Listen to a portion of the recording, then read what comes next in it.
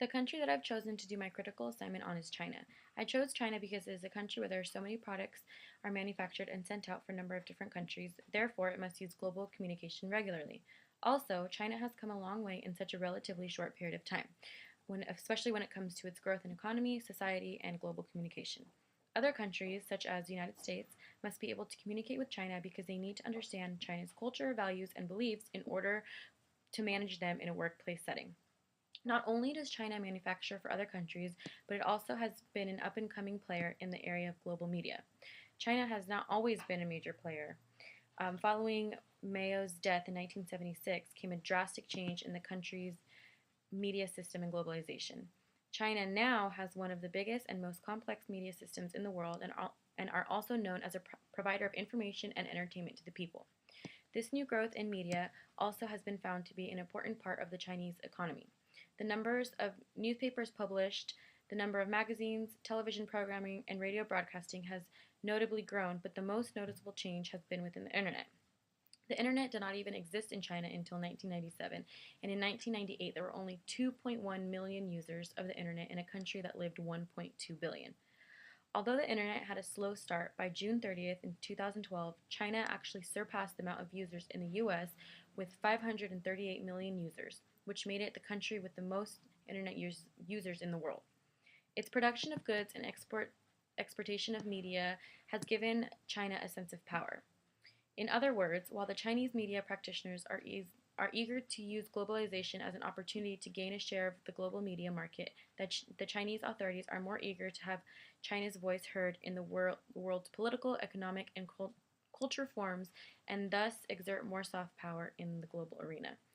And that was page 252 of McPhail. China's anti-corruption campaign was brought about by the president in March of 2013, the president of China, after he assumed presidency. This campaign is relevant to the theory of global communication because it has reconstructed China's political and economic life. The president came up with his campaign in an effort to change the way people thought of China.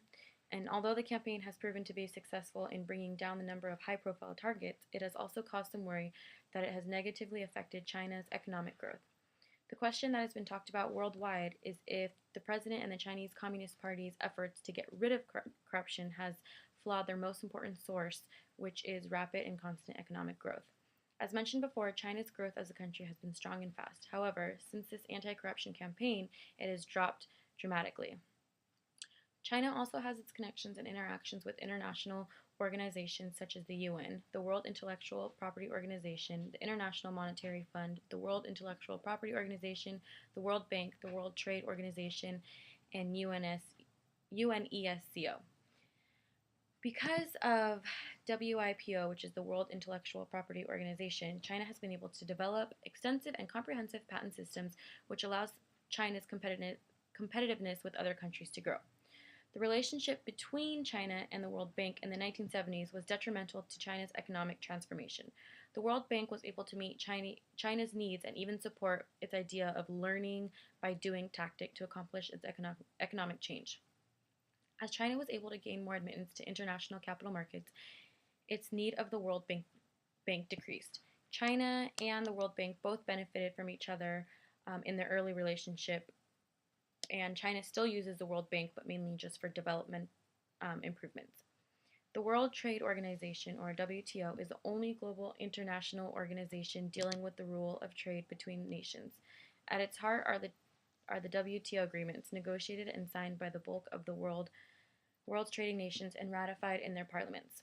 The goal is to help producers of goods and services, exporters, and importers conduct their business. China became one of their members on December 11, 2001, after waiting to be readmitted following the Communist Revolution of 1949. The WTO has helped China to become the world's greatest exporter as well as the world's second biggest importer.